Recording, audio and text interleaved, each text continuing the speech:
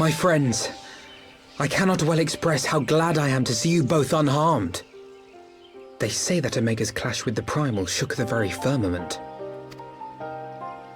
You need not have worried. The battle took place far above the ground. We were able to observe in relative safety, though I'm given to understand that there were casualties on the far side of the wall. It was like watching a nightmare unfold before our very eyes. Ilbird's Primal manifested in the form of a colossal dragon, a being of pure violence. It burst forth from the cocoon with such terrible force. That such a horror should spring from the eyes of Nidhogg comes as no surprise. Nor do I wonder at its form. Ilberd all but announced it in the moments prior to his death. Plainly, it was his dying wish to visit a second calamity upon the Empire. And I am quite certain the abomination would have obliged had it not found itself outmatched by Omega. Gods! I am no stranger to the works of Allag, but even I was unprepared for the machine's furiosity. It beggared belief.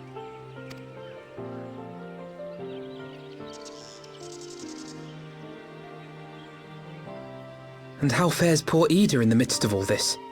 Have you spoken with her? She is up on the platform, lost in thought. We deemed it best not to disturb her, but mayhap she would welcome some company after all. Shall we?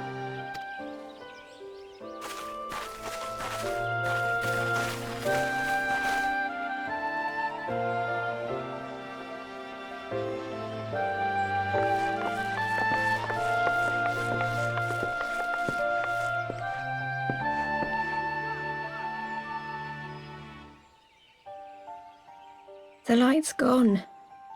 It was all we had left of him. Ida.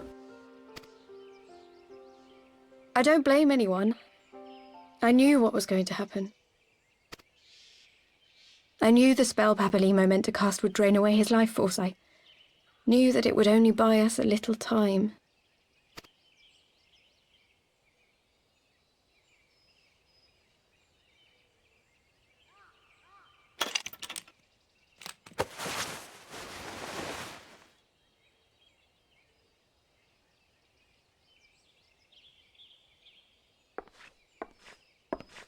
Ida, there is no need to explain.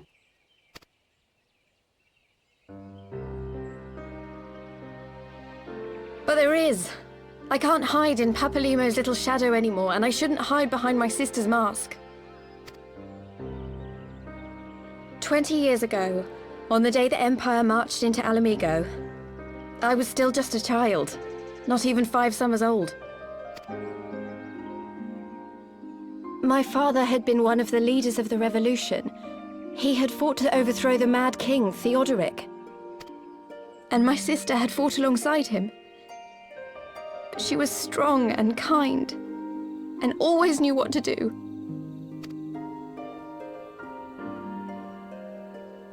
But when the Garleans came, everything changed. My father went to war against them too, and I never saw him again. After that, I remember a lot of running.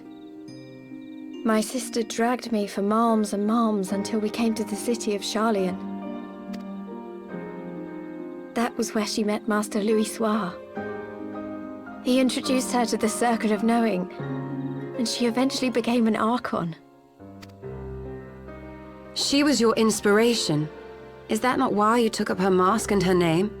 Or did you simply mean to continue what she had started?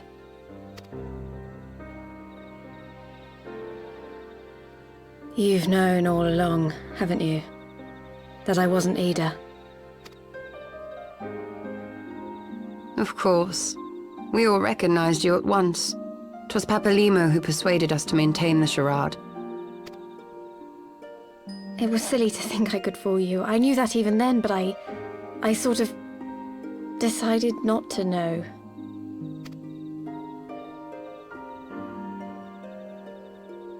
Ida died 6 years ago, on a mission to smuggle refugees out of Alamigo. They say she was overwhelmed by Imperial soldiers when she stayed behind to save a little girl. She was so strong. There must have been a lot of them.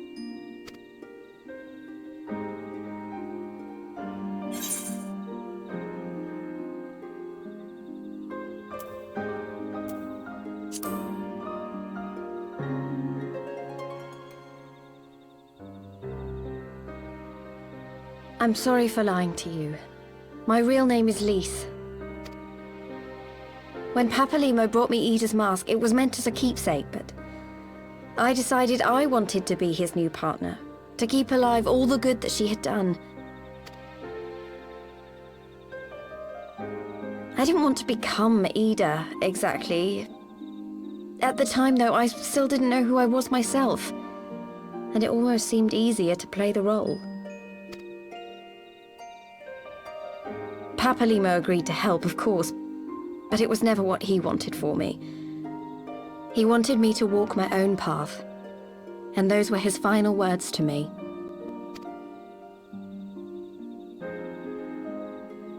The Archon's mark he gave me is faded, and my last excuse along with it.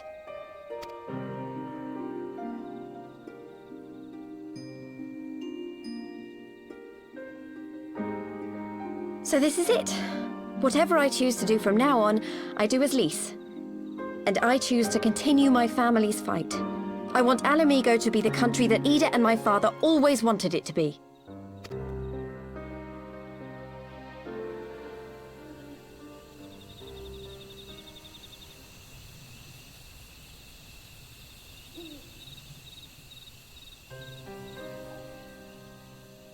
War is upon us once more.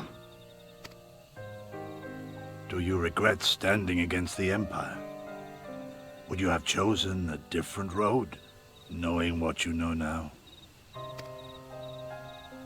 To claim that I never doubted the decision would be a lie. But I made my choice, and I have defended it with blade in hand ever since.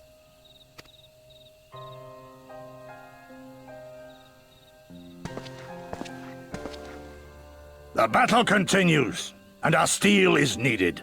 Come, Shadow Walker, we leave for the east, for Doma.